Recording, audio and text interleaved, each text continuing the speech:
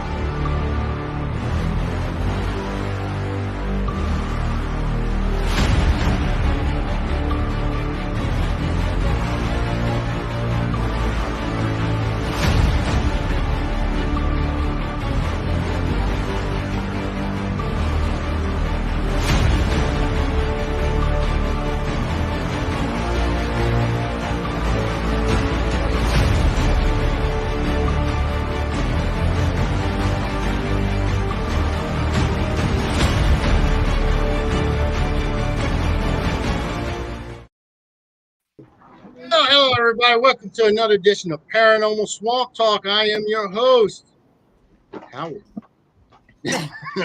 Of course, with me is my wives, Jackie Jackie, Hi. and the listening queen herself, Miss Chrissy Morales, down below. And tonight we're joined with Mr. Tony Byrne and his fiance, well, his girlfriend. Yep. Um, Heather. Don't he's with the upgrade me. band. How you doing? And with they have the band called uh, Burn and Red, and they're out of Mississippi. And I had the privilege of actually listening to their band today. They were sent to me, and actually Stephen Woodard sent them to me. And man, Lord of mercy, I Thank tell you. you what, that man can play a guitar. Uh, and his the lead singer, Red, she's got the pipes. Look, she can sing. It sounds like to me she could. They actually did it before. I was told that she could sing Adele. I mean, this woman is amazing. Both of them are truly amazing performers. Um, the stage presence, from my understanding, I mean, from what people are telling me from the chats and everything, is phenomenal. Thank I just seen just a few clips from them, and I'm a fan now. I mean, big time. you. But besides that, Tony, how's it going, brother? Man, it's going good. How are you doing? We're doing pretty good. Hell, we're right next door to each other, so it's like I'll come over and borrow a cup of sugar or something. Dude, thanks for having me. But thank you for coming on and joining us tonight. Um, Again, I sent a clip to Chrissy, and it's actually a Red's going to be for the voice. She's going to be sending an audition, and hopefully she'll be on the voice this coming fall. Yeah. And I believe she can do it. I believe Totally. she's going to do it. She's going to do it. And if she has Tony in the background playing guitar, I mean that's no hands. They're going to win this thing, no problem whatsoever. Dude, she just won first place in a local karaoke contest and took home 10 grand. So like that's saying something. Like she was up against some stiff competition around here, I'll tell you, but she pulled it off. First place. That's all amazing.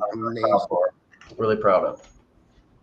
But yeah, I was able to see some of his Tony's the hell is that?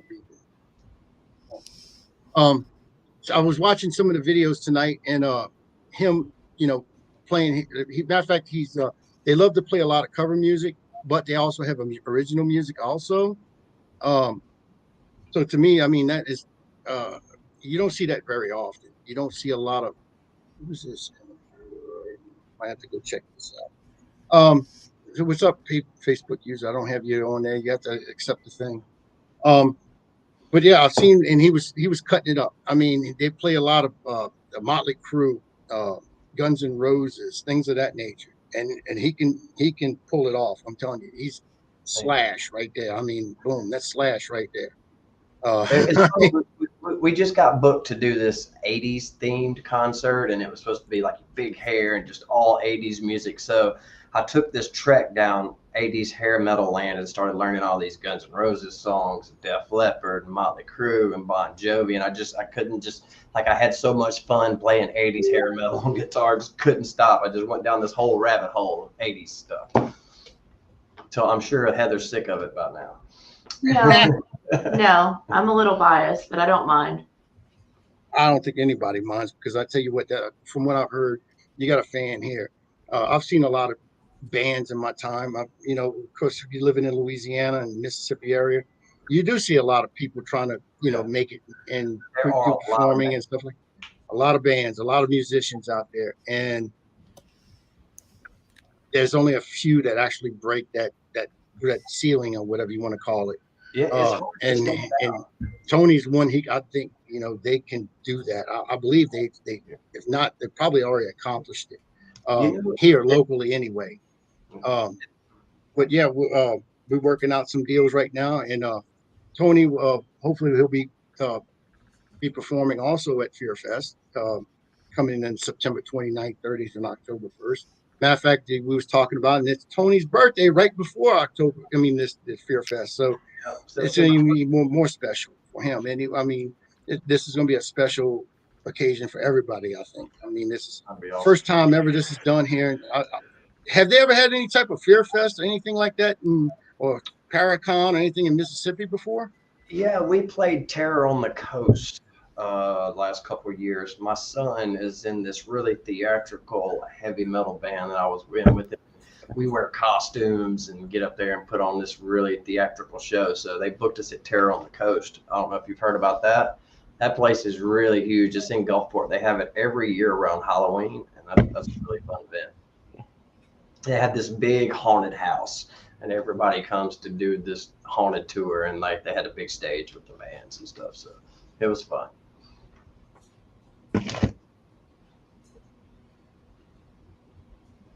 I'm just texting right now. I'm sorry. Oh, you're good. That's got people. This phone doesn't stop. It doesn't stop. Yeah, but what was the Terror on the Coast? What is that basically about? Is it just like a spook house type thing? Is it? Yes, it's a really big haunted house. They have this big event on it's on County Farm Road, up in Socia, Mississippi, and then normally like book a couple bands. They have a rodeo. There's a couple different activities for the kids, and it's got a haunted house there, and it's normally like a couple weeks event, like every single weekend or like Friday, Usually Saturday, starts around Sunday. the first of Yeah. Halloween, around the 1st of October, and goes through Halloween. Right. Yeah. Yeah. See, this is going to be a true paranormal festival. Yeah. We're going to bring in paranormal investigation teams. We have, matter of fact, a slew of people that are going to be attending this thing for guest speakers that's well known in the paranormal field. Of course, we're going to have great food. Going to be things for the children to actually learn about paranormal, to teach our future paranormal investigators. They don't have to be afraid of the dark. They don't have to be afraid of the boogeyman under the bed or anything like that. Actually, it could be a good thing. Make it look like Casper the Friendly Ghost if we have to.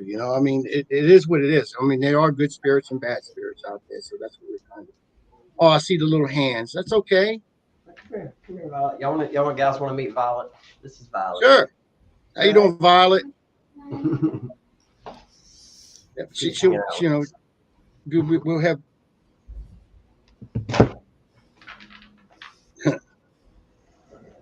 Neither am I, Chris. Neither am I. Well, I said we have to talk. There's going to be some stuff we have to talk about. Yeah, but I know. Say it, Howard. I'm not even going to say it. You already know.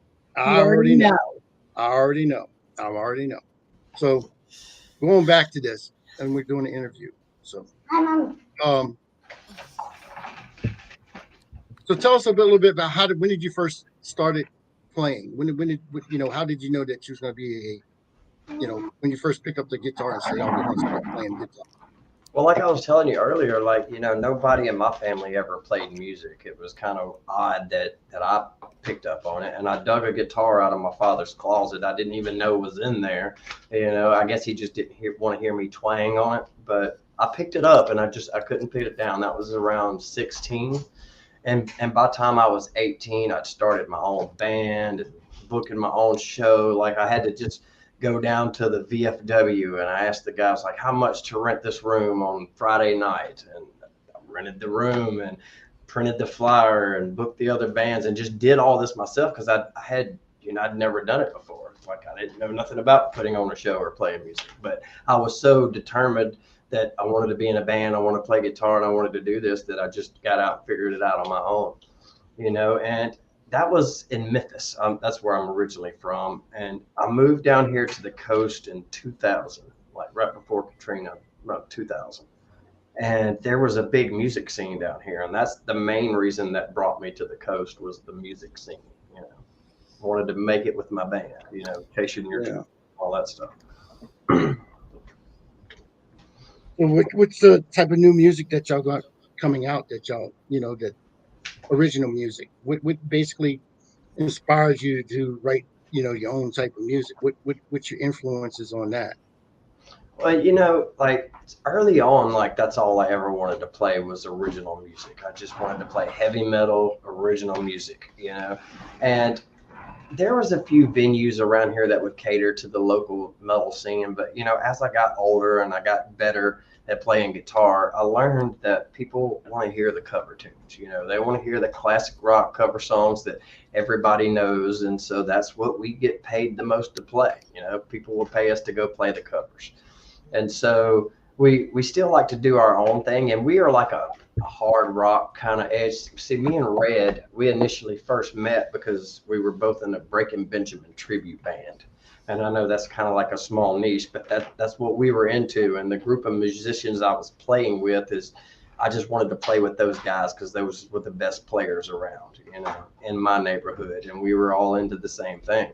And so that's how me and Red hooked up. And we were in that band together. And yeah, so it evolved from there. I was doing a photo shoot for my website one day, and Red came over and she took a photo with me. And I took that photo and I put the little font above it. I put Burning Red as kind of like just like a joke. This was a year ago, okay? And I put it out, and everybody kind of like was like, "Oh, I would pay to go see that. I would love to go see that." So we just like out of the blue, we went and performed that Adele song one night in front of, and people like lost their minds. And then that's when we decided, you know what, me and you just need to link up and start our own cover band together. And we've been playing for about a year now, and we've played so many shows just in our first year. Like, I'm really proud of how far we've come just as a little cover band, as a duo. Right. You know, it's me and her as a duo. But a lot of people's already talked about y'all. I mean, I was looking in the chats earlier, and they said that they couldn't believe that he was able to actually talk to you and get you involved in something like this. And evidently, you're well respected in the music community, more than some other people that I've actually seen out there. And that means, I mean, if you hear that kind of, you know, traffic that's coming through and people telling me that kind of stuff, that they're not even telling me, I'm just reading it, just seeing what they have to say. To me, that's a big influence. I mean, a big impression on me anyway. Oh goodness. Chrissy, you got that video, don't you? Did I send you that video? I sent you a video, I believe. I don't know. I have a job. Well, I know. I just sent it when you just walked in the door. Look up, and you'll see where it says it's a video that's up there.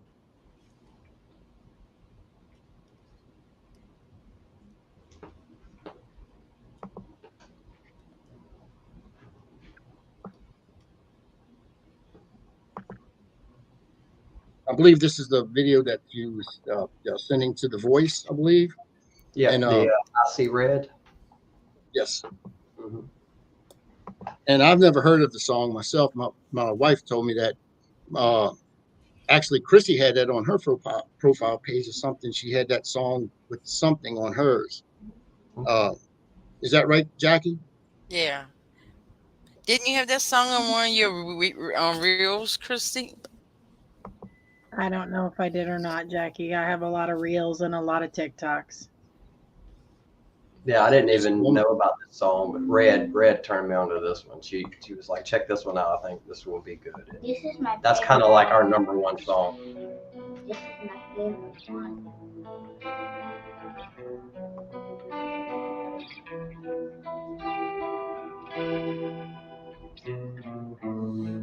Did you really think I'm just gonna keep them funky?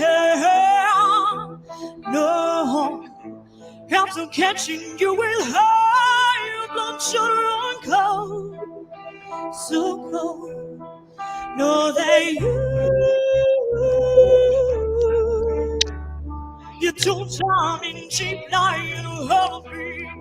You're a fool. If you thought that I'd just let things go, I'll say,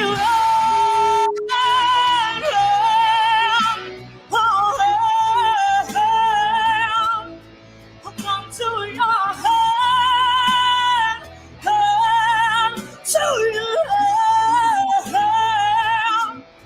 No one sees hand. Did you really just say she didn't mean anything? No, I'll never those hands when I come for your soul. You once more. Know that you done your own way, not lying there. You're so cool. My pinches on dish, there's some cold. I see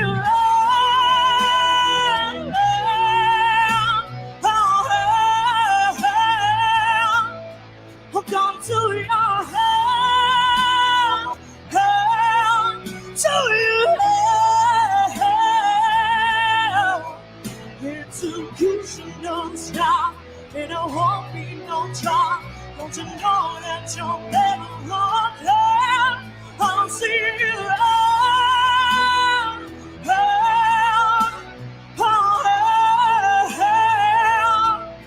now I'll see you.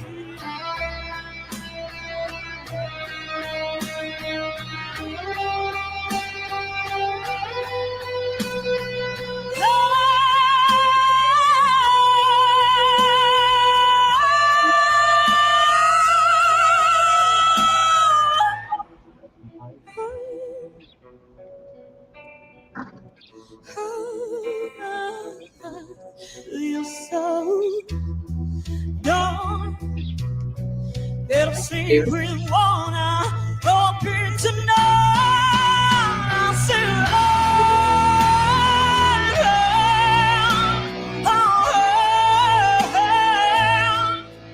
come to your hand, to your hand, to your hand. Oh, executioner's job, and I hope you don't try.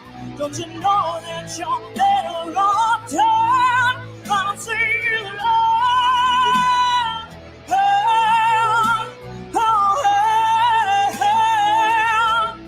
no, I'll see you.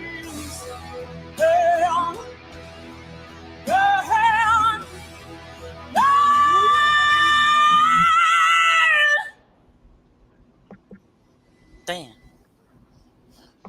She's good. She's really good. Yes. Yeah, she's awesome. I mean, I think she's, like I said, I think she can, like I said, you said that she can sing Adele. I believe it. And that's a lot. And I think both of y'all will go very far together. Thank you. So, that's what gave me, you know, confidence in it. It's like once me and her started, you know, realizing that we had this chemistry together and playing, like that's when I was like, maybe we can go somewhere with this, you know, having her on board. So that's what I'm thinking. I mean, to me, that wow. I mean, I watched your guitar playing, and you're truly amazing in your own right. Her with her singing, she's amazing in her own right, and it's like bringing two, I guess, opposing forces together, and all of a sudden they, you know, bonded. That's an awesome duo that y'all have right now. She's a great performer too. That's one thing I like to do. I like to, you know, when you get up on stage, you're putting on a show for somebody. Like you really have to entertain, and like she's a good performer. And I think that's one thing that I really like playing with her. Is like we have fun on stage. We really do. And that's what I've noticed. I mean, I sent you a video earlier from a friend of mine. A friend of mine that he made it, and he's I think Sony Records now. And just to see, you know, I think a lot of talent, and it's not given its proper due. You have New Orleans, of course, the birth of jazz, and they have a lot of jazz and stuff like that. But you see a lot of really talented, gifted musicians coming out of Mississippi along that Gulf Coast. I mean, it's not. I mean, look at Elvis Presley, come to Tupelo. I mean, you have a lot of gifted musicians coming. Elvis is the king, baby. Let me tell you what. Me and That's Red, all it is. we play Burning Love. We play Jailhouse Rock. Me and Red love Elvis too. I listen to Elvis Presley every single day. That's right. I love you too, Beth. We love you, Beth. Beth will be at Fear Fest. She's going to be doing reading like that. So she's going to be awesome. She's going to have her own gallery. Yeah, that's going to be awesome. A lot of people you'll see that's going to, we're going to be doing a lot of things at this event. That's So, that's what's really cool about this. Like you're bringing the paranormal side and blending it with the music side, because like right. I'm really into stuff like that, and I'm also really into music, and like bringing those two worlds together, I think is what's really cool about this fest. When I think we was talking about it earlier, is that you have Voodoo Fest, which is just a music venue, and it's just called Voodoo Fest. It's not nothing to do with the voodoo religion or anything with voodoo. It And just of course, in New and that's Orleans. the concert. And then you have the actual Voodoo Fest, which is everyone that's in the voodoo world comes together on Halloween, and they have actually a big festival in the French Quarter at this time. Hot lip thug, no Lord, they got some characters in there tonight. But you have these two, and we're bringing the paranormal, and we're bringing that voodoo vibe, and we're bringing music with it, and we're combining those two, plus the flavor of Louisiana. There's a lot of things that we're trying to accomplish with this, and we want that to be, we want everybody to come down and have a good time. And like I said, this is just our soft launch, right, Chrissy? What? We would call this is like what we call our soft launch, correct? Yeah. And hopefully, and we want to do this every year, and hopefully it'll just get bigger and bigger and bigger every year. Yes. So that's what we're looking to do. We're just going to learn from the mistakes we did this year. And then, like, if I look down at Chrissy right now, Howard's made about 50,000 mistakes so far doing this thing. Look, and she'll agree with you. I have. I said, Communication is key, Howard Petrie.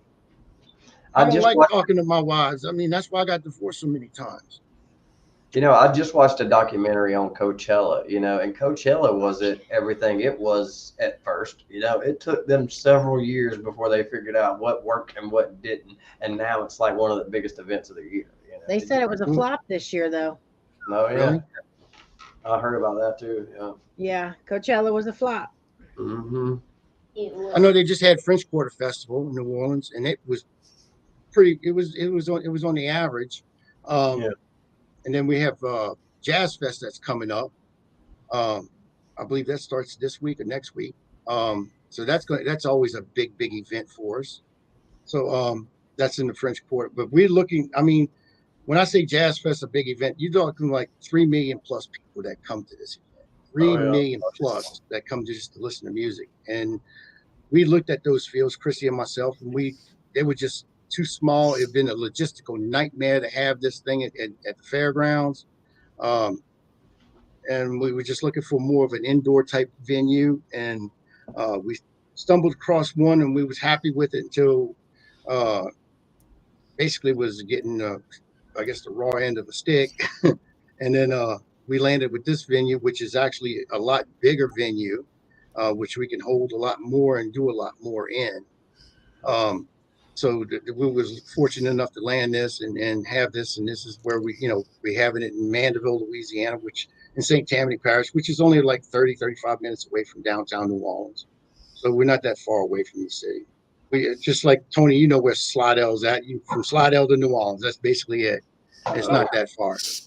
So that's basically what we'll be able to still do the same things that we've been planning, some venues and stuff. That's cool.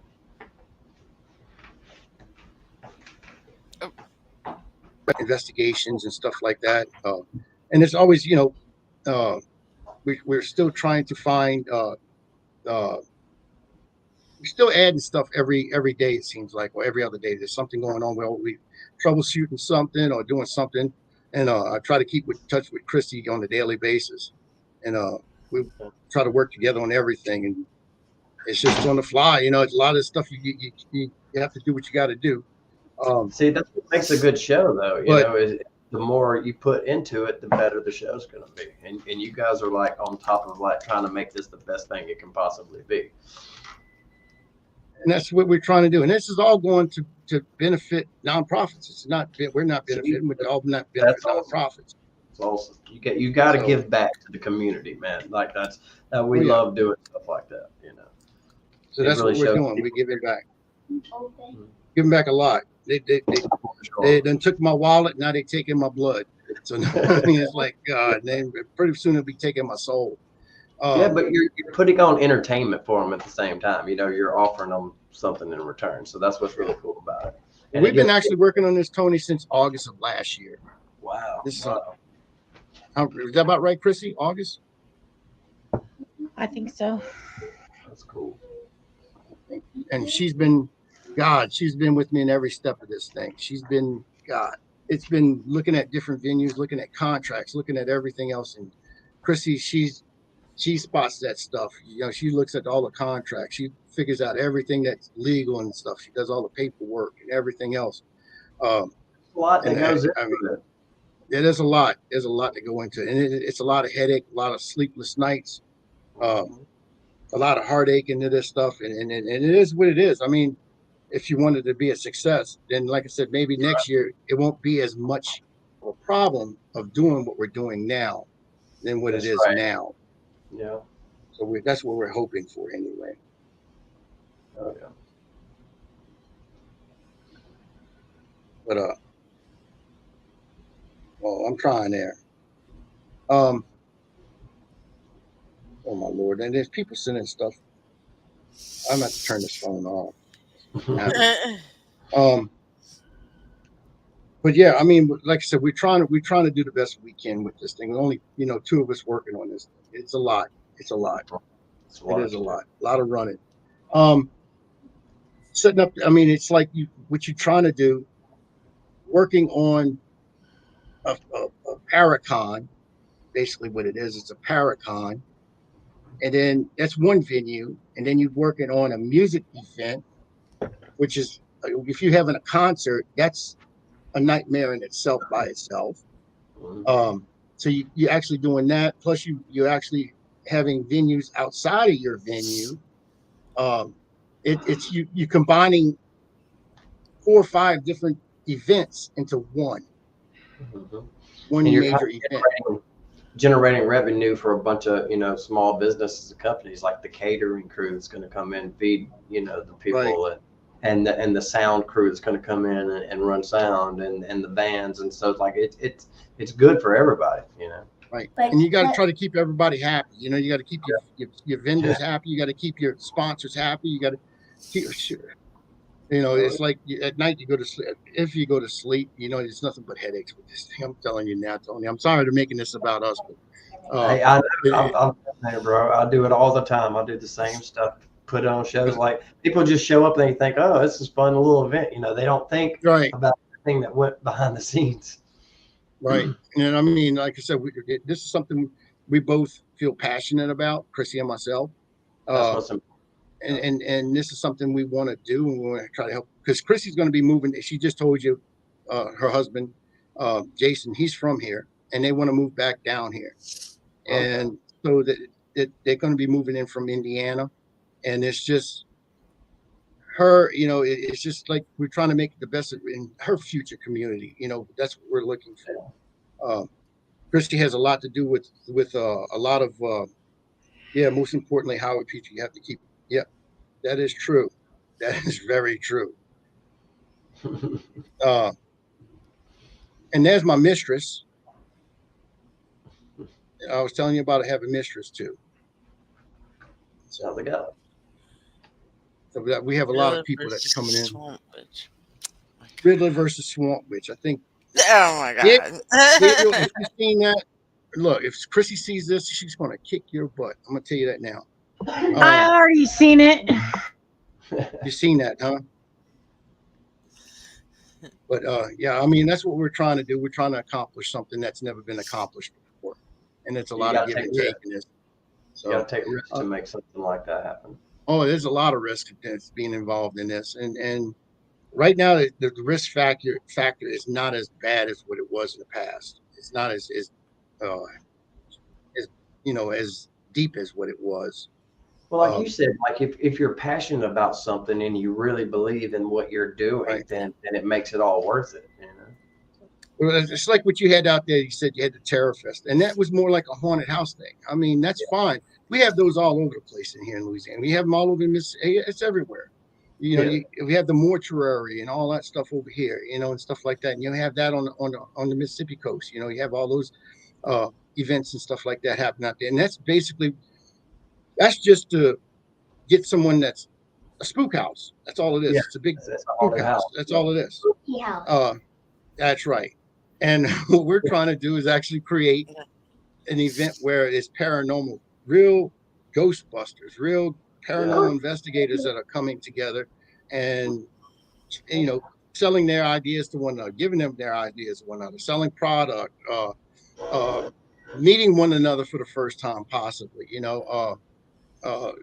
putting a face finally to, instead of seeing them on a screen, you actually seeing them in person for once in your lifetime and stuff like that. And we're giving them that opportunity because New Orleans is a bucket list city. It's if you as a paranormal investigator, no, you wanted to come here, but you just didn't have a reason why to come, or you just wanted to, experience New Orleans, but it's just you and your team or something. We're giving them a reason why now to come. We're giving them a general area. This is the general time. We have a certain time. We have a certain area. This is where we're all going to meet. And we're all going to have a great time and have fun. We're going to have good food. We're going to have great music. We're going to have lots of laughs and this is what we're looking to try to accomplish. It's not just not just, just coming in and just having there you go, David, a big family reunion. Just somewhere where we can all meet, instead of having that bucket list, this is, like I said, giving you a reason to come. Plus now we're trying to merge not just the paranormal field in Louisiana, but we're also trying to merge in music also, because a lot of paranormal investigators out there, they actually play instruments. I mean, there's a lot of musicians that are involved in the paranormal. So that's where, music is a big part of the paranormal field. Certain types of, when you're doing investigations and stuff, you play certain types of music, you can get activity from spirit. Wow. So I think Chrissy's a little bit more knowledgeable in that, but yeah, Steven was telling me that that one of the acts, Ghost Static, that's going to be playing Fear Fest. Like the guys in the band are actually paranormal investigators. Yeah, they're that's all Caleb. That's all Caleb Martelli. I think that's really cool. It just goes to show like how you can be like into music and then be good at other things too, And be just like Steven. Steven's a musician. I mean, there's a couple of them that's really, really great. I mean, what's his? If I said his name right now, I'd be so freaking pissed off at me. But anyway, there's another one that's he's been out of paranormal, and he bops in and out, and he's focusing on his music right now, which is understandable. Jesse Stewart, D's Goats. He's he does a lot of paranormal equipment. He makes a lot of paranormal equipment, but he's also a pretty damn good singer. And he started it. I'll tell you what, one of the things I would have to ask, if this happens and everything goes as planned, or if everything goes through, like, Ryan Seymour, that's it. Everything goes through.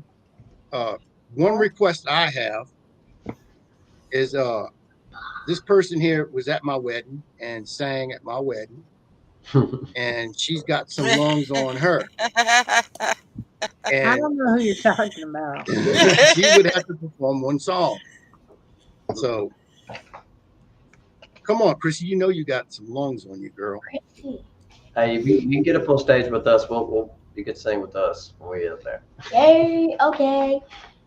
She's good. She sang at my wedding, and she was. I thought it was the damn jukebox or something, or the disc jockey or whatever, the guy playing it. I thought he was just playing a song. DJ. I thought he was just playing a song, and it was Chrissy singing. And I was like, where in the hell's that coming from? If you meet Chrissy, she's what, 5'1", 5'2". Oh, sorry. 2.5. He's making you shorter than Scotty. And she's little. I mean, I look down to her. I mean, she's shorter. I'm 5'11", so I look down at her, and you figure, where is this voice coming from this little woman? So I mean, she's very talented, very gifted. Tell Chrissy Morales to sing something. No. What But they also have to get a few of those daiquiris in there too. So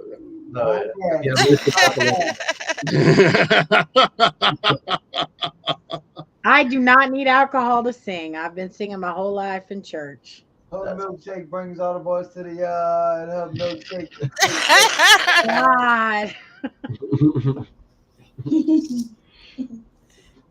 And they had one song that was like we played at a wedding. I mean, there was not a single woman that was not at that wedding, not shaking their butts.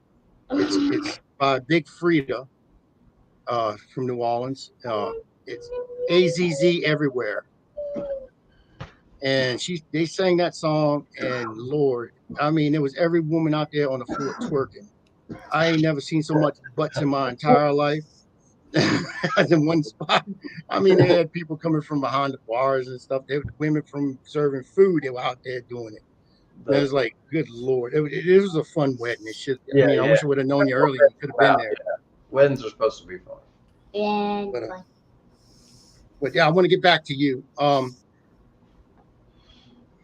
Stephen wanted to ask, share with us all the musicians you've had the pleasure of sharing the stage with. There you go. Who, me? Yeah. Yep. Oh, okay. So Saliva was one that Steven came and seen back when we played over there at Slidell, the big convention. Survivor? Saliva. Yeah. Those Saliva. guys Okay, Memphis Saliva. too. Yeah, we were back in my day, back when I was in Memphis, like those guys were just starting to hit it big up there. But yeah, 12 Stone, Egypt Central, Non-Point. We are really excited about sharing the stage with Plush on Mother's Day. Now, I don't know if you've heard of these girls, but they're an all-female band. They're on tour with like Alice in Chains right now. They're like doing big festivals and big things. And we're playing with them on Mother's Day at the Cannery Bar and Grill in Biloxi. And we're really looking forward to that. And there's a band called Palandra that just got signed. Every time they come down, like we play with them out there in Biloxi. Paralandra, that's the name of them. They're really good. Let me think. There's just been so many. There's so many local artists around here too that are really starting to take off. Like my boys in Transient, and you might know them because the guitar player used to be in Touching the Absolute. Remember that band? They were Slidell back in the day. Yeah, back when Falls from Grace was playing, he was in another band, but that's his band now, and it just goes to show that if you've been around on the scene for 20 odd years, like we have playing music, you start to see the guys that are really like passionate about it and really stuck with it through all these years, and Jody's one of them. Like he started off playing bass for Touching the Absolute, and now he's playing guitar for Transient, and like those guys are phenomenal, and they're from here, they're local artists, and they're doing big things, their videos are killer. They're putting out top-notch stuff, and they're recording it in their own studio, and that's what I do here. Like in this room, I have my own recording studio, and like I like to record local bands and bring them in, just anything to be a part of the music scene, whether it's running sound for a local band or it's recording a local band or if it's being in a local band. It's you start to see the same guys that's been around, been doing it for a long time. And we've been lucky here at the coast of Mississippi. We've had a few big acts like make it from out of here, like Three Doors Down, Adam Ship. The singer from Adam Ship, Joey Culver, was like one of my best friends. Rest his soul. He passed away a few years ago. Oh no. But yeah, there's so many good musicians just around here on the Gulf Coast area. New Orleans, Slidell, Biloxi. There's a lot of music. Well, there was a group that came out not too long. Well, this is years back. Oh goodness, if I could put a time frame on it, probably around the 2000 mark. Remember the Fall, and matter of fact, a friend of mine, he's a singer, Paul McCoy. He was actually, he played with Evanescence, Take Me Back. Whatever that song Evanescence came, Bring Me Back to Life. I think that was it. He was the guy screaming in the mic and all. That's Paul McCoy. He played with 12 Stones, I believe. 12 Stones, yes. Yeah. And I know Paul, and then they broke off from, of course, 12 Stones broke up, and then he started another band called Remember the Fall. And these boys are all from out of Ponchatoula. Yeah. And they did they did a lot of touring and stuff like that, but they never was able to make it. They wound up breaking up after a few years. So I mean, that's a shame that you see the really good bands that that have a chance at doing it, and they just don't make it. They just kind of like fall apart. And that's what that's what happened with Falls from Grace. Like, I mean, we were this close to having. I mean, we had our managers talking to labels. I mean, we were almost going to get a record deal. Didn't happen. My Breaking Benjamin tribute band, like we were in the talks of doing some big things, and it never happened. And that's what's so hard. It's like it's more like keeping a family together, and you got to find like-minded individuals who are into the same stuff you are, that are in your area, right? Able to work. So there's so many different variables to make it work, and I think that's what's so great about me and Red. We both have that commitment and dedication and passion, and we have that chemistry together, and we like the same stuff, and we're in the same area. So do that's you not guys just. Go ahead, Chrissy. Do you do Breaking Benjamin songs? Yes, we did. We were in a Breaking Benjamin tribute band called Boys to Men, and we headlined Fayard Fest this year, which was one of the biggest festivals around here. And yeah, we played 30 Breaking Benjamin songs, like to a T. That's all we played was Breaking Benjamin stuff. And it was such a niche thing. Like, I mean, there was people that loved it here. We had some really great turnout on our shows, but it really didn't go nowhere for us, and it's like you can't really sell something that's not yours like that, being a tribute act. Right. But there is a crowd for it. I mean, there's a lot of people that love Breaking Benjamin just as much as we did. Well, you're looking at one right there.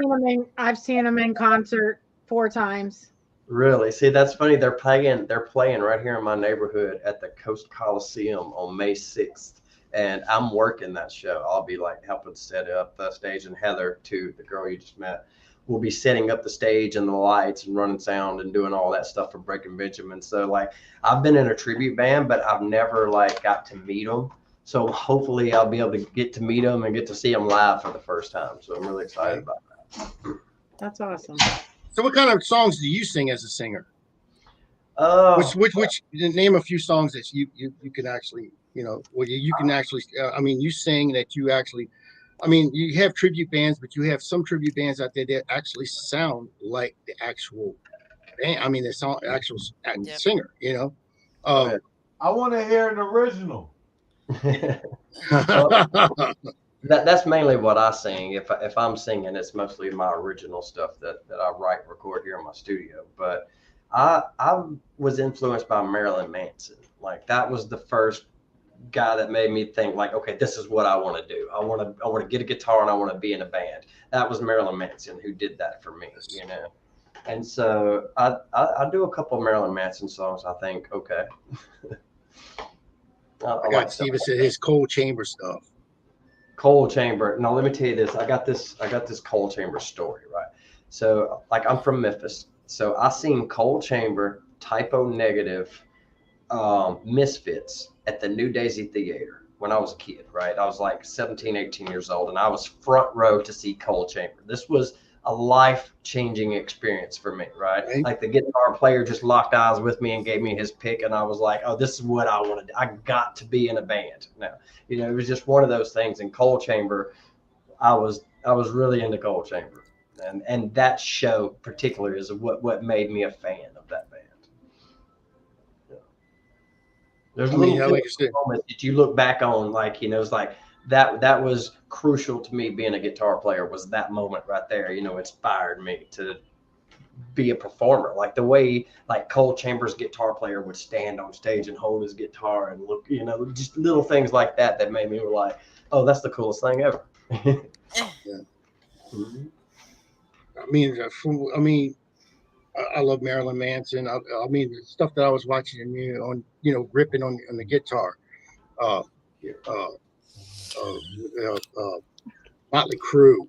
I mean, that was my very first concert. I actually went. That was my very first concert.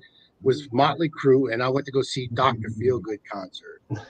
Nice. And I don't remember too much of it because, of course, when you go to, and that was at the Mississippi Gulf Coast Coliseum, and we walked in that place, and the first thing you walk into is a cloud, and I didn't know what the hell that was. But at the time, I mean, I was 16 years old, walking in to go see Dr. Feelgood concert, and walked into that cloud, and it was like it was an experience you never want to forget again, because it was like it would have been it should have been Burning Man, but that's but, funny. Like my sisters, I have a couple sisters, and they're like 7 years older than me. So they were into Motley Crue and Def Leppard and all that stuff, yeah. like back when I was just a kid before I got into music and all. So it's like, it's funny looking back on that now to see like, oh, my sisters were into that. Like my sister had Bon Jovi posters all over her wall. It was hilarious. But I mean, that was that. Of course, you have what's the name of that? I'm having a brain fart right now. They sang "Welcome to the Jungle." Guns N' Roses. Guns N' Roses. See, I had a brain fart right now. Yeah, I've seen you ripping on the guitar, like I said in the beginning. I've seen you ripping on that guitar, and you was playing the same shit that Slash was playing. I was like, dude, man, that was awesome. Thank you. It's like when you start diving into that stuff, like when you start, like I'll sit here at the desk and I'll learn the tablature when I'm learning a new song, and you start diving into the tabs, and when you start learning like how Slash runs his scale, then you're like, that's why Slash is revered as a guitar player, because you're like blown away by like his playing. And that I love Guns N' Roses, but that's like you got to be pretty good if you're gonna like try to attempt some Guns N' Roses stuff. Yeah, not easy. I mean, to me that was to me, like I said, when I watched that, it was like Jackie was even saying, why are you listening to Guns N' Roses? I said, that's Tony playing the guitar. No, it's not. I said, yeah, it is. We was arguing about it, so I had to put it on the big TV and show her that it was you actually playing the guitar. She said, damn, he's good. I've gotten a little better at it. Like that when I made that video, that's like after I'd spent a few days with that song. Now that we've played that at the last 4 or 5 shows, I've gotten a little bit better at that one. Steven's asking if you wouldn't mind playing some acoustic. See if you can play something on the acoustics. Okay, let me see here. Why not? Play Simple Man. What is it? Simple Man. Play some Scared. Leonard Skinner.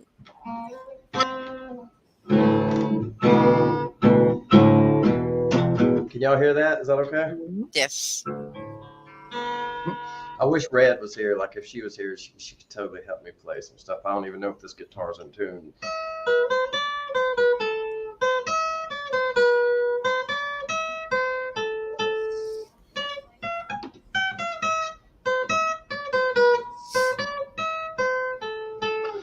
Play a little Tetris for you.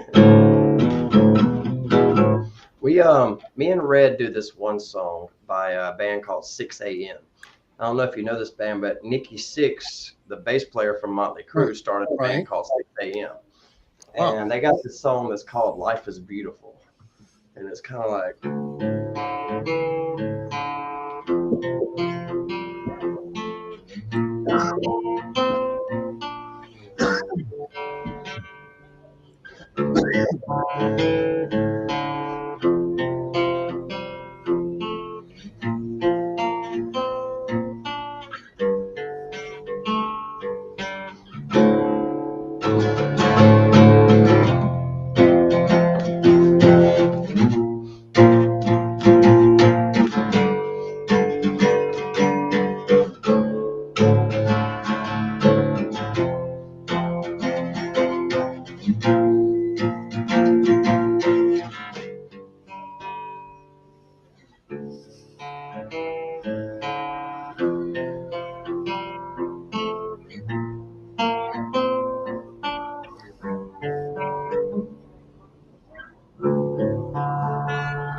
Yeah, if Red was here, she could sing that. It's so good. It's really fun. We like to play like an acoustic version of that when we play live. I think that was pretty awesome. Yeah. Thank you. So you have a lot of guitars back there. What's your favorite guitar to play? Oh man, that really touches a sore subject because Tuesday last week I purchased my first Les Paul guitar ever. Okay, and I've never owned a Les Paul, and I bought one Tuesday. Well, I hung it right up there on the wall, and one of my hangers fell out of the wall, and that guitar fell off the wall and broke the neck slap off of it. I've had it less than a week. Okay, I made a post about this on Facebook. I was heartbroken. Like I couldn't believe it. Actually, like I was sick at my stomach for about an hour because I couldn't believe that it just happened. And I felt so bad. And that was becoming my favorite guitar. But there's no repairing that. Do what? Is there no repairing that? See, I had a couple friends reply to the post, and they were like, "That's fixable." Some said maybe not, but I had this one guy who works on guitars, and he's a luthier. And he said, bring it to me and let me just see what I can do, and I'll fix it for you for free. So I just took it in the case and handed it to him. I was like, get it out of my sight, because this is a sore subject. But hopefully he can get it back where it's playable again. It'll never be the same, but I'm hoping maybe he can fix it. You never know, because sometimes you do something like that. Sometimes it comes to be even better guitar. You never know. Maybe never know. So I'm really hoping and praying for the best, because I didn't really spend that much, a few $100, but like still, it's the point of the matter. It's my first Les Paul, and I had it less than a week and I broke it. But these guitars are all like, each one's in a different tuning. So like the Les Paul LTD, like that one's in A sharp. So I do all my Breaking Benjamin stuff in A sharp, and then I got a couple in standard tuning. And then the Les Paul that I had, that was in E flat. That's what I do all my Guns N' Roses stuff in. So like I have a guitar for each tuning, so they all pose a purpose. When we go play a show, me and Red, I have to bring this whole guitar case right here full of guitars, because we play so many different tunings. And I know those guitars are not cheap either. They are not cheap. They're not. Now, I mean, there's a couple that I got a good deal on that wall, but they're okay. Okay. Yeah, Steven's got a nice little guitar collection too. He was showing me some pictures of his stuff today, and I was like pretty impressed. That's really cool. I love guitars. I could talk guitars. Me and Steven talked guitars for about an hour and a half today. I think Steven wants to be. I think Steven wants to be a rock star too. Now he's gotten out the paranormal. Now he wants to be a rock star. Hey, we all got these loves in our life. When you really get into guitar playing, like it's my favorite thing to do. Like I'll sit in here for hours until Heather's just like, Tony, like quit, like But that's my favorite pastime, is playing guitar. I think if you got Steven on board with you, I mean, you're talking to Steven, and pretty soon you'll be changing the name of the band. It'll be Burning Red and Steven. Hey, we welcome it. We're trying to evolve, and add a bass player and a drummer to our band and fill it out, and we've actually tried. Like we've auditioned a couple, and it's just, we haven't found that type of chemistry that me and Red have together. And until it's perfect, we're just not going to settle. We're just like, we're getting paid to do these gigs, just me and you on our own. We will do it on our own. I record all the drums, all the bass, and we have professionally mixed backing tracks, and we play to an iPad. We put on the tracks, I play guitar, she sings, and we do that every weekend, And until we can find the right drummer and the right bass player, we're just going to keep doing it as a duo. Yeah. So, I mean, I've seen you play the drums. I see, you download all your drum work and everything. You play all the instruments. You do everything. A one-man band, so to speak. I love the drums. And then you just have, and pretty much, you feel like Phil Collins. Phil Collins, yeah, he's the man. He was a songwriter at heart, and I feel like that's really what it comes from. If you're a songwriter, some people could just shred on the guitar, but they never write their own music. They just play other people's stuff their whole career. And when I first started learning how to guitar, I had learned basically a few chords, and I was in my bedroom writing my own stuff. Like, this is my song, and that's just how I always was, So I just love writing music. And whenever you have a recording studio and you can do the guitar and then do the drums and then do the bass and then put the keyboards onto it and then do the production, and then everything starts coming together, that's when it really starts showing you that it's paying off, when it all comes together. That's what I love about it. like even producing, when I have bands come in the studio and record, I'm like, hey, you know, right here where you do this break, it would be cool if you swelled into it. You know, just I love any aspect of writing music. So do you Yeah, sell your songs after you write them? Well, you know, I've got a few on Spotify and SoundCloud and stuff like that, and I have my own albums that I've kind of like put on my website for sale, but nothing of the tune like that I'm making like a bunch of CDs or anything. You know, I'll usually like have a few CDs I sell at a show or put my MP3s on my website, but nothing big. But we are kind of working on some new stuff. You know, I'm working on my solo project, which is a double album. It's called Doom and Gloom. And so I'm all about the balance in life. So like I'm a Libra, so I guess the scales is my sign, but I'm all about the balance, you know, the good, the bad, the night, the day, love, hate, you know, it's all a balance to everything. So that's what this album is, a concept album about gloom and doom. It's black and white. You know, one CD's, you know, the doomy stuff and one CD's the gloomy stuff. And it's all original. And I do every instrument on the whole album. Nice. Yeah. And then me and Red are working on our stuff too. So Somebody asked, have you ever sold any songs to other artists? no, I have not. Nope, I have not done that yet. But I have collaborated with a lot of other artists. I was going to say, is that something you're not really interested in, since you basically are into writing your own music and performing your own music, or is it just something that just has never crossed your mind? Or that's a really good question. Like, you know, I'm sure like if I had the right artist to come in here and was like, hey, I like your stuff, can you write something for me? Like, yeah, I would totally be down for that.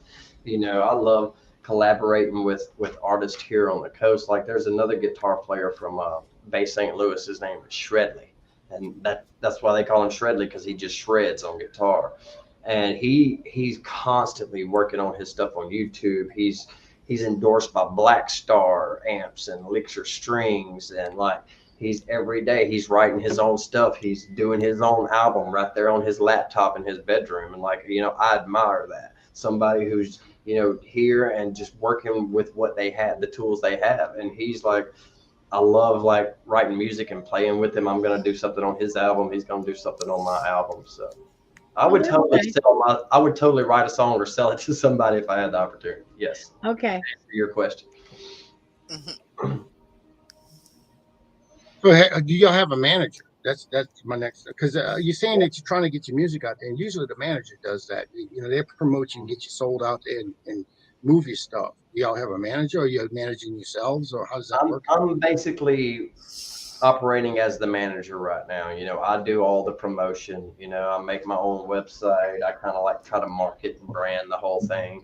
I run the website and our Facebook page. You know, I make all our flyers and promotion. I write up all the contracts and stuff, and deal with the booking of the shows and all that stuff. And you know, I just split everything with Red. You know, we're just like a 50-50, me and her kind of thing. You know, Yeah. but yes, we are kind of managing ourselves at the moment. Okay. Yeah, and I think that's what makes, like, the landscape has changed. You know, back the day everybody was out to get the record deal. Nowadays, you've got to put up your own camera in your own studio and record yourself playing. And if you're good, people will start to recognize you and start. Right. You got to do it yourself nowadays. That's the only way to make it. Well, and you ain't got to share the money if it's just you and her. I mean, look at it that way. Yeah, you're right. You're right. Yeah, less mouths to feed. That's why we're a two-piece. I mean, I'm just saying. Mm-hmm. Yeah. Wow. Yeah, it's a business. That's why they call it the music business and show business, because there's definitely a business to it. You got to know how to put on your own show. You got to know how to promote. You got to know how everything that goes along with it, like the sound guy and the venue and the promotion. It's a lot more to it than just being able to play your instrument. Oh yeah, for sure. I already know. Mm-hmm. You guys. Now, see, since we're talking about all this, I mean, I see so many similarities between a band and an investigation group, because I mean, you do have an investigation group. It's like a band. You all have to gel together. You all have to be looking for doing the same thing, basically. You know, with your as a group, They do break up. A lot of investigation teams do break up, Yeah. and then you have to go out and you have to find. So lots of times you have to find locations to actually, and you have to put yourself out there. You know, your word. It's not just your word, but it's your reputation as an investigator is your bond. You know, and if you have a bad reputation, you won't get those investigations like someone else who has a higher reputation. So that's what it's so similar. And I don't know if do y'all agree with that, Chrissy and Yeah, Jackie? I do. Yeah. yeah. If you're putting your name on something, you want to know that. Hey, come here, guard dog. You can So, see this is Zoe back here. Oh, she's over here. That's Zoe. oh, And then this is my big ass poodle, Gomez. Come here, Gomez. Come here, buddy. oh. Yeah, he's my buddy. So, what's your take on the paranormal then, Tony? You know, I used to watch this show that was on MTV back in the day called Fear. You remember that? Where they used Long to time ago, yes. they would do paranormal investigations and they would get these kids to like go down into the prison, you know, in this haunted prison, knowing some stuff's gonna go down in there. And like it was great. Like that's really what first got me into it. And that was years ago. But I do watch a lot of stuff like unsolved cases and stuff on YouTube. Like I'm really interested in that, but like New Orleans especially, like New Orleans has a rich history with like voodoo and Marie Laveau and these ghost stories that go way back, you know, and that's what's really cool. I think, you know, this area is just a paranormal area. It is. Very much so. So, have you ever been on a paranormal investigation yourself? I have not, you know. I have conducted experiments of my own, though. I have like put up a camera in my house. I'm like, I'm gonna see what keeps causing these dogs to bark in the middle of the night. What, did you get any good evidence? I did not. You know, I didn't get no footage except for you could see Gomez climbing the bed with us, you know, with his balls out. Yes. He wasn't worried about any ghost. He was just he was just asleep. Oh, that's funny. But I love that kind of stuff. Like I really. Chrissy's gonna have to bring you on an investigation because she likes virgins. Hey, I do know how to work the camera and audio. So if you guys need an audio Listen. guy. One thing I will tell you, a lot of spirits don't like to be recorded. So when we recording, they don't come out to play. But the moment that our equipment stops working because they drain the battery, that's when they come out to play. Have you guys ever like caught anything on tape that y'all rewound and listened to that was like really spooked you guys out? Yeah. Spook me out? No, but No, not spook me out, but I've heard it. Go ahead, yeah, Chris. Yeah, like we have EVP evidence. you have heard the paranormal before.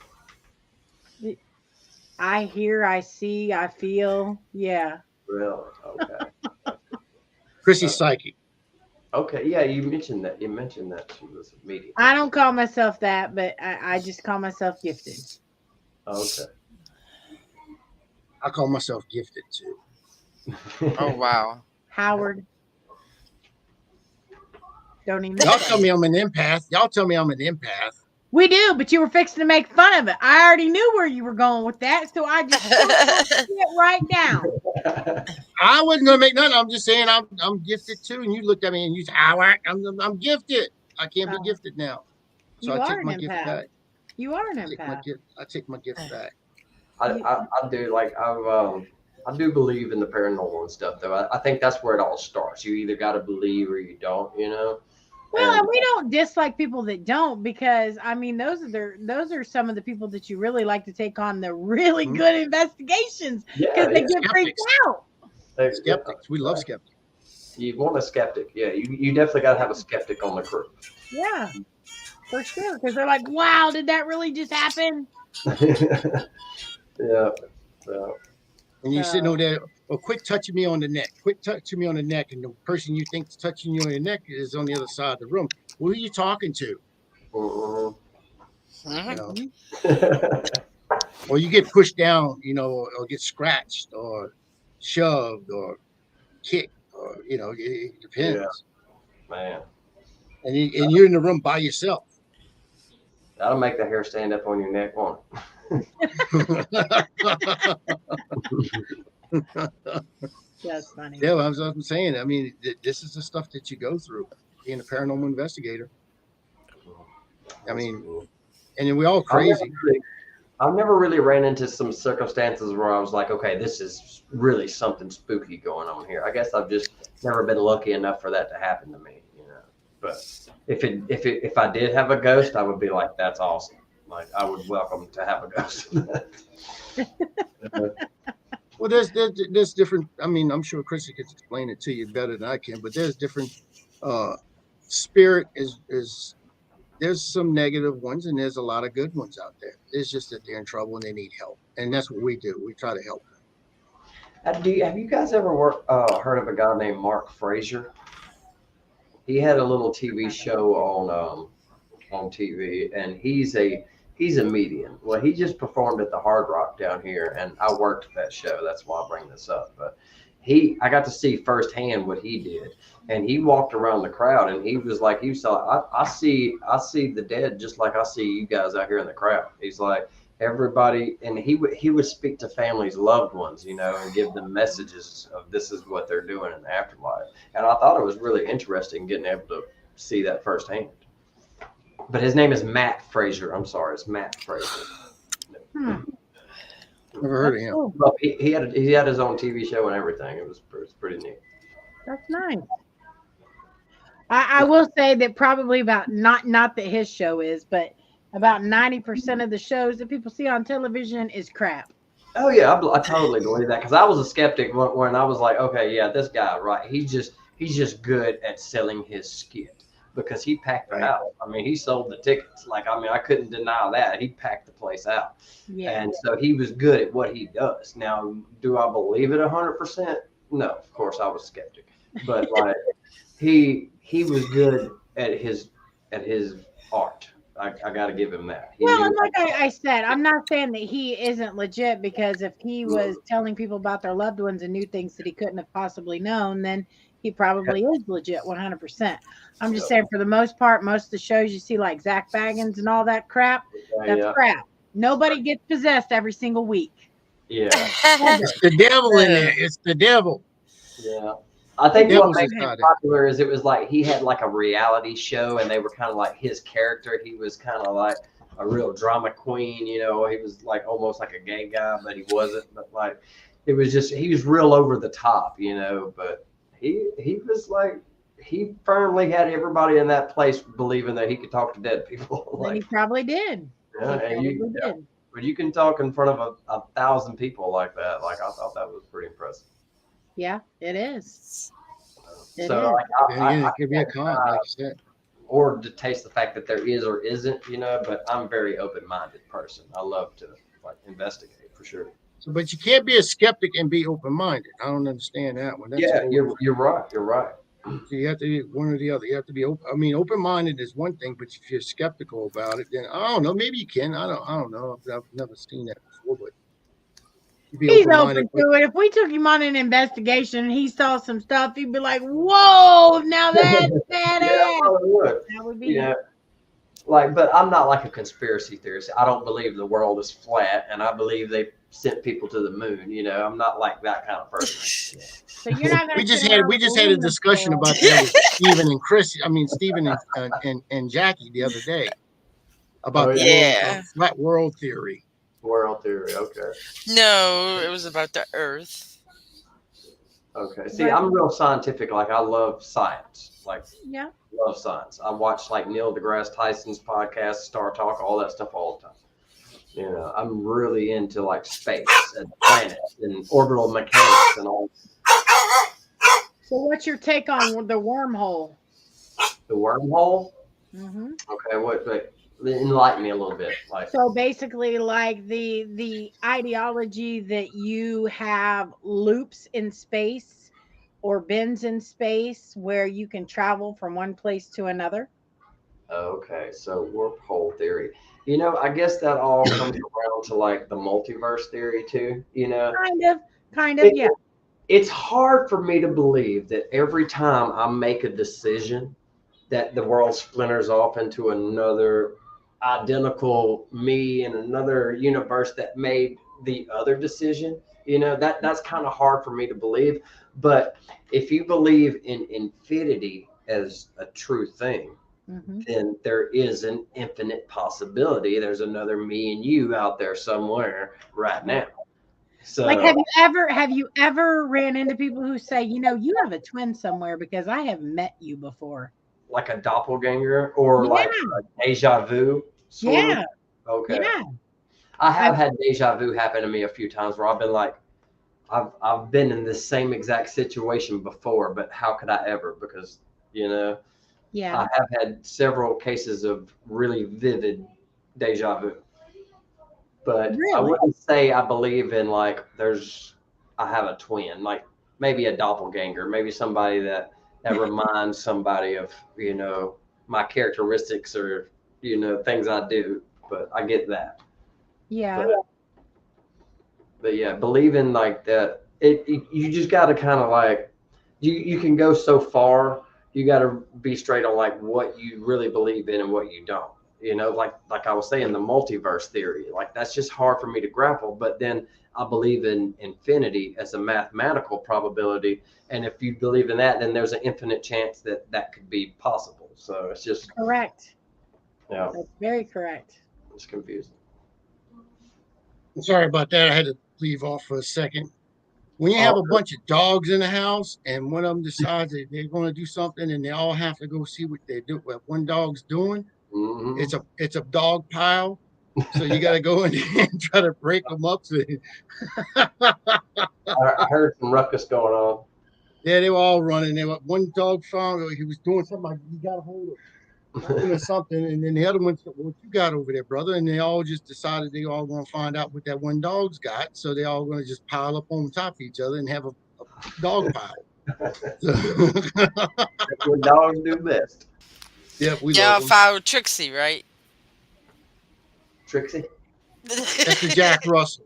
Oh man, I love Jack Russells and Chihuahuas are my favorite kind of dog. Like I love little bitty lap dogs. This little sucker, she gets in everything. That's her dog. Bird dog. She's got 4 dogs. I got a dog that's mine. It's I call it Fat Dog, and it's a Beagle Basset mix. And my son's got a Puggle, Oh, and she's got what a blue American Blue Pit. She's got a regular pit bull. She's yeah. got a Jack Russell, and she's got a border collie. And that's that's just the dogs. Then we got a shady cat. We got pigs and chickens and turtles and everything else in this house. I mean, it's a freaking zoo. that's all. I just got this. I don't know if you can see this picture. I'll hold you up. But this is Gomez I took today of him on the Oh, porch. And this, Oh, he's a handsome awesome. fella. That's my boy. Yes. Yeah, he got a fake Got that big, stogie. yeah, that's what I was saying. He got that big thing going on. He's like, if you got him a big old blunt or something, he's happy. Yeah, He's that's a happy. dog. He's a good boy. But None of our dogs. he's only like 4 months old and he's already that big. Like he's oh growing. my. Wow. He's just a You want a puppy. corgi? A corgi. Those are the little short-legged dogs, right? That's what I have. Yes. Oh, corgis are cute. I love dogs. I just love all kind of dogs. Oh, I'm sorry to hear that, Parasola. Yeah, that's Yeah, something we're that dog lovers too. yeah, we all love dogs. Oh, well, Matt, you don't love that corgi too much. Actually, I mean, for the past probably 3 months, he has been really good. We don't even have to kennel him at night. That's awesome. I mean, he's really behaving. He's staying out of stuff. He's not grabbing stuff from anywhere. He's not chewing up stuff. He's not. The only thing that I can't break him of is grabbing socks. And it don't matter if they're clean or dirty. He will grab that sucker and just take off with it like, come get me. But other than that, he's I think it's because maybe he's Jason's grown. playing with him more. Jason's actually interacting with him more. I think that's Jason a lot takes him to do on with more walks, so I think it Yeah. was that he needed more exercise, and now More that attention. he's getting it, he's Yeah. he's golden. I mean, he's good. That's important, like, because I lived in a duplex before I moved into this place, and it had Yeah. like stairs, and it was a small little duplex townhouse. but he was just a puppy at this point. So we just moved here, and now he has this big fenced-in backyard. He can run and play. I think that's crucial when you're having a dog this size to have him a place to run. Definitely. I mean, And there like, was one incident. There was one incident, Chris. He's not going to say, and I'll call it out for what it is. you know what? We had a little drinking show one time night, and we was drinking. I was drinking Crystal Light, and Chrissy was drinking actual liquor, Oh and no! she kind of like couldn't get back up the stairs to let. She went outside to let the dog out. She couldn't get back up the stairs, but the dog let itself back in. So You left me outside. the dog locked you out. I think Steven's talking about the time I was talking to you on video chat and I stepped in a big mound of dog poo and about fell. Oh no!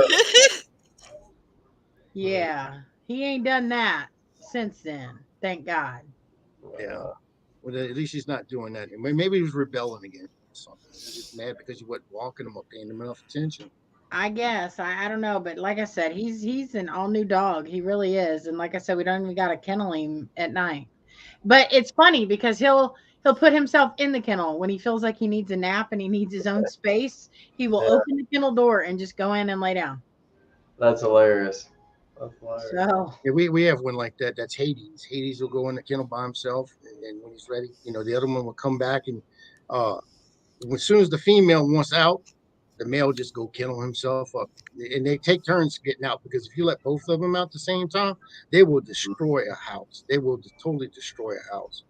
I mean, you're talking 65-pound dogs. I mean, these things will just tear up everything, and they're so strong. Gomez has been really good about not chewing stuff. Like he messed up a blind when we first moved in here because like I guess it was a new environment. When we left him alone, he would come down here into the studio and mess the blinds up trying to look out the window. So we put a gate up so he couldn't access this room because he chewed up a $250 pair of studio headphones and I would want to strangle him. But luckily they took them back at Best Buy and swapped them out for me. So I got so lucky on that deal. But yeah, he chewed up a set of $250 headphones. ooh, that's not good. No, be right that back. is not good. All right. That is not good at all. My camera is like totally messed up. I have to upgrade my camera. That's all right. Yeah, man, that's a little better. Well, a lot of people don't realize that you being from the South down here, there's a lot of humidity, people. And especially where Tony's at, he's right on, the Gulf of Mexico. So that's a lot of humidity that's coming in off that water.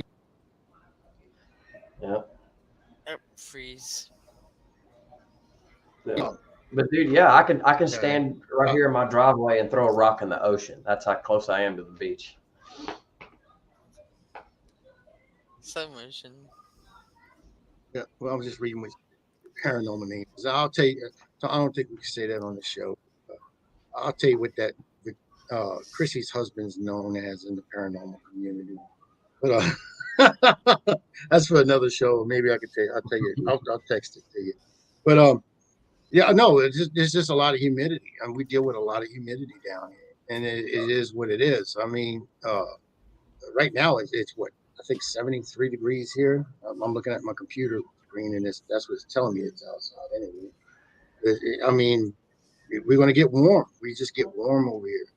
As a matter of fact, something you should know, Tony, when we do EVPs, the more humidity you have in the atmosphere, it makes a better EVP, electronic voice phenomenon. You can actually hear it clearer because it's like, as a singer, you want your voice, your throat and your larynx all lubricated. You want to keep it wet, and instead of a dry throat, you want a lubricated throat, and that's what it basically is. It's basically that you hear, and you're having that lubrication. That the humidity causes that the lubrication, and it makes a better EVP sound. Wow, that's cool. I didn't know that. So, I mean, like I said, there's a lot of similarities to being a musician and doing the type of work we're doing. So that's really cool. We use amps and stuff like that. We pedals and everything for just get EVPs and stuff like that. We use that kind of stuff. Musical instruments, singing. Do y'all use the infrared cameras or anything? Does that show up in the We do. infrared? That's cool. Do you text like body heat and stuff like that? Yep. Mhm. We That's sure awesome. do. Where do you guys like get your gear and stuff from?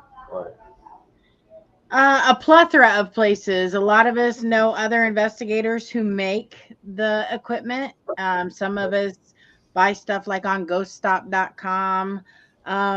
The key is number one, you need to know who you're buying your equipment from. Yes. Because if you don't, they can, really cheat you and you not get Yeah, your like stuff. $400 400. Somebody took $400 from me, and that was I bought equipment and never did get none of the equipment back. man, Yeah, And so it's you just what just it got to is. know who you're dealing with. yeah. And I mean, I could imagine like if you were guys were wanting to get good audio recordings of a place you were investigating. I mean that would take a couple of good microphones and a good preamp and a good capturing device, to be able to record your audio. Like, I mean, what do you guys use to record your audio with?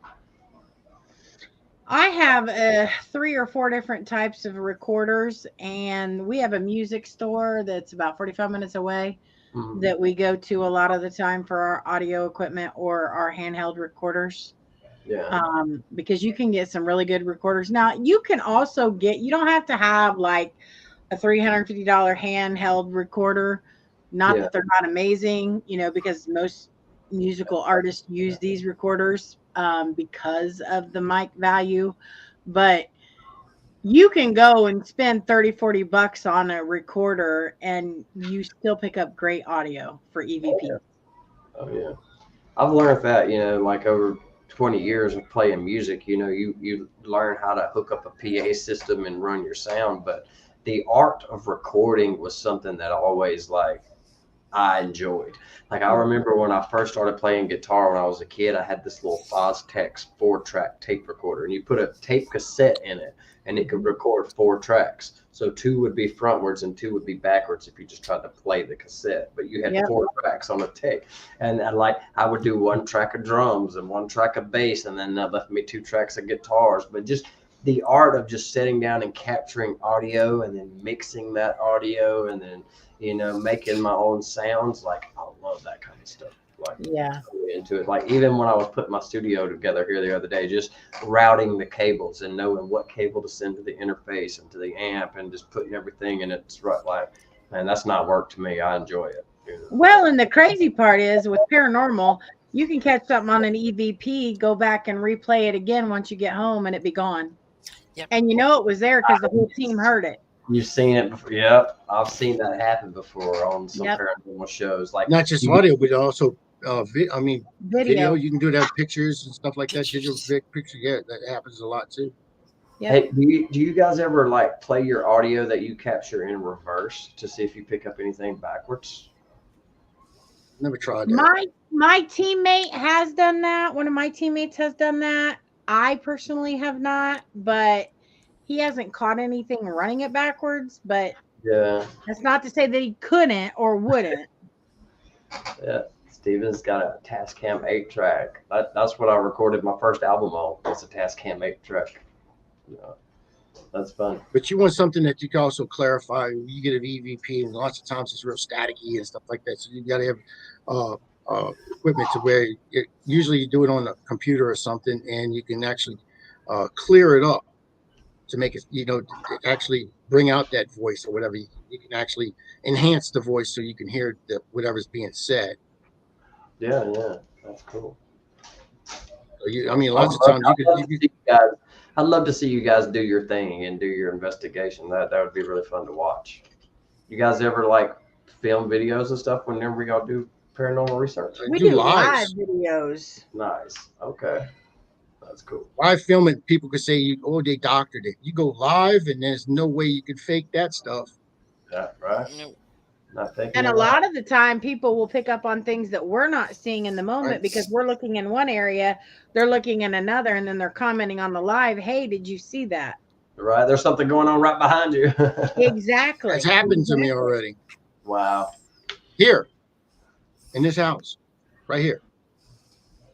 I had a apparition form up. What got you into it?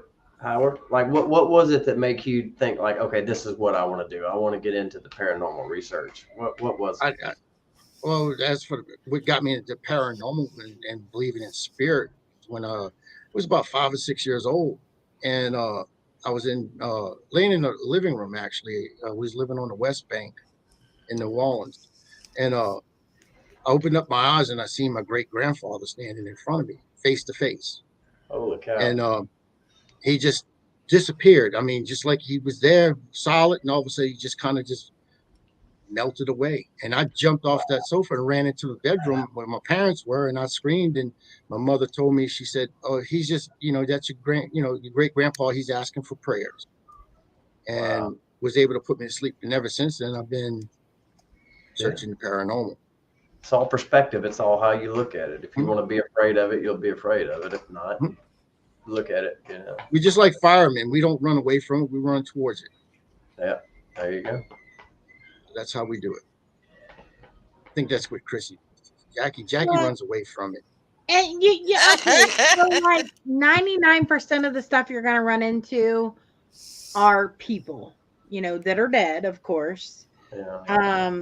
But the thing that a lot of people don't take into consideration is that if you're a jerk in life, you're gonna be a jerk in death. That is So just because true. they're mean, crude, rude, growl, bark, whatever, scratch, that doesn't mean it's demonic or evil in nature. Yeah. So that's just the one important thing to keep in mind when you're dealing with anything paranormal. Okay. That is true. That is true. So yep, if you're dealing with a butthead in life, you'll be a butthead in death. Exactly. Because that personality goes with the spirit. What Yep. what is your take on death? Do you believe there's an afterlife, like after you pass away? When you say afterlife, tell me what you mean. Okay, so for me, for instance, I think whenever you die, it's a lot like before you were born. Like nothing. Like, do you remember before you were born? Right. So I remember past lives. I have visions and dreams of who I was before at times. Okay. Okay. Because I do believe that the soul is reincarnated. Okay. I do believe in heaven. I do believe in hell. I believe in God. But my version is a little bit more open minded than most. Okay. I would say I'm more spiritual than religious. And I think that basically the soul and the spirit are two separate things upon death. And I believe that the spirit is its own self, the soul becomes its own self, the soul can be reincarnated while the spirit can stay. Mm. Okay. So the soul and the spirit aren't the same thing. Correct. Okay. I guess to me, the best explanation, I've seen it in a movie, and I was told this before I moved. I actually saw the movie. Um, you said that you don't remember nothing before, another past life, or you don't remember, coming, coming into this life. The only thing you know is right now, but when you die, you don't know what's going to happen, and when you come back, you don't know what's going to happen. Yes. The best way I could tell you is that, and like I was told, you see that little indentation underneath your nose? Hmm. Well, that's the angels telling you, shh, don't say a word, and they make you forget. Hmm. Wow. That's an interesting way to look at it. You know. Well, and think about it, Tony. You even said that you've had multiple occasions of deja vu. What do you think that is? Hmm. Like, yeah, that just like it seems like I was there in that certain situation before, being like it was impossible for me to ever be in that situation, but But just you were in another life. in another life. Is that what that is? Kind of like coming through. See, I like believe so. I believe in like all life is person's life. Like that's why I love animals so much. I feel like this dog right here is just as much as live as I am, where other people Hmm. Absolutely. it's just an animal. But I don't see it that way. I see like this dog is a living life, you know. It It is. loves you. It doesn't. It's loving you right now. It has feelings. It's breathing. It has emotions. Oh yeah. Uh, I love it's this dog. happy. It's sad. It's just like anything else out there. It's a living being. It's a living soul. Yeah. That's why they have the Rainbow Bridge. You hear about that. A lot of pets cross over when they pass. They go over the Rainbow Bridge. All dogs go to heaven, right? And all dogs go to heaven. Well, and some people assume that because you cross over the threshold and you go to heaven or the holding place, whatever you believe, that you can't return, but you can in spirit form. There is no line divide that holds you on that side of the veil. Yeah, but that's what I was going to say. We call it a veil. Okay. Yeah. You can cross that veil back and Yeah. forth. So even though you have a spirit, and that's where I believe it's in my home, of my daughter, she comes and goes, and she crosses that veil as she chooses. She'll come here, and even though she's passed on, and she can go to that side of the veil and where spirits all go, but she comes back, for reasons of her own to visit, and that's what they can do. They can cross that veil back and forth. See, that's funny you say that, because like I just recently lost my father a few years ago, and he left me this old blue Ford truck, and like the other day I was having like this bad day, and just something just told me to just like go take a ride. And I went out there and I got in his truck that he left me, and I flopped down the sun visor, and I have a picture of him. And it was almost like he was there with me that one time. It was just like, he was just like, yeah, let's just go for a ride, forget about it. And I just thought about him for like that next hour, and it was just all like kind of a rush of He emotions. was probably with you. He was probably more than likely with you. Like he was with me at that moment, Yeah, for sure. Because they know. They know your loved ones, your spirit guides. They know when you need them and when to put that little thought into your head. And a lot of people think that, oh, that couldn't possibly happen. Sure, it can. Sure, it can. You may not hear them, but you can feel them. You can feel it, yeah, for sure. And you know. Yeah. Yeah, and I think that was like, that was a rare opportunity. Like that kind of stuff don't happen to me often. But when that happened the other day, I felt like for real, like that was him reaching out to me, like it's all okay. Yeah.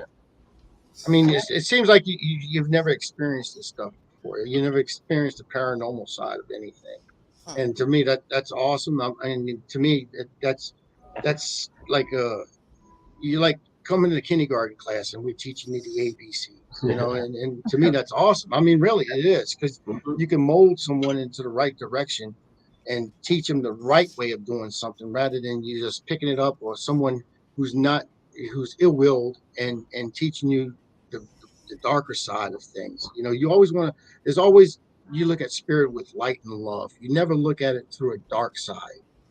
You will see dark, but you battle that. You can always battle that, but you always treat spirit with light and love. You always, everything that you do is with a good heart. Good heart, So, yeah. And you got to remember this: these are people. These are just people. Like, I could come to where your father lived in his house, where and see him. He might be there still. You never know. And somebody said, I have a ghost in my house. I don't know what to do. Oh, he's evil and he's bad, but it's your dad. It's your dad there. And would you want someone to come in there and disrespect your dad and disrespect? No, you want someone to come in there is going to treat him with respect and treat him with love, and try to help him. So move forward. So that's what we do. Like that Matt Frazier guy I was telling you about, like that's what he was telling the crowd. He was like, I see your loved ones with you, like they're with you. They go with you places and stuff, like, and that's how he's seen them too, So he was a firm believer in that, like that your loved ones and people who care about you, they go with you. They do. They're always with you. Yeah.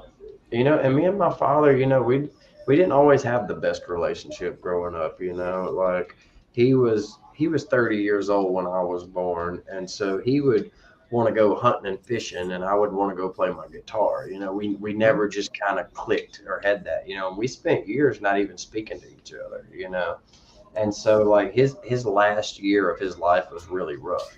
He was bedridden. He came down with Guillain-Barré syndrome, so he was completely paralyzed. He could just couldn't get up. Like he was up at the crack of dawn every day. Like that's the guy he was, you know, at 75 years old. But the one day he just couldn't get up out of bed. And so like his last year was really rough, you know, and I'll have nightmares sometimes thinking of like him laying there in the hospital bed. He can't talk and he can't move and just be like terrified, you know, like, wow. Yeah. You know, But you have to think of it like this now, but he's not like that now. He's moved Yes. on. He's enlightened. He's not that he doesn't feel pain. He's full of love and happiness, and that's the way you have to look at it. And yeah. have you ever? You said that he's even helped you out. You know, to get in the truck. Let's take a ride. You know, he's there for you. You know, he's not something that's going to be malevolent and try to do you harm or do someone else harm. So evidently he's found peace and he's doing his best to help you still in this world. That's awesome. That's awesome. I like to think the same thing, you know. Well, there's no thinking about it. It is what it is. It's happening. I mean, it's what's happening now. I mean, he's still there looking over you. Sometimes you might not even realize it. A lot of people, and I've heard this before, and I'll pass it on to you. Maybe Chrissy and Jackie will agree with me on this. A lot of times it's not locations that are haunted. It's lots of times it's people that are haunted. People that are, I've heard that And people, you know, they have spirit that follows them, and it follows them everywhere.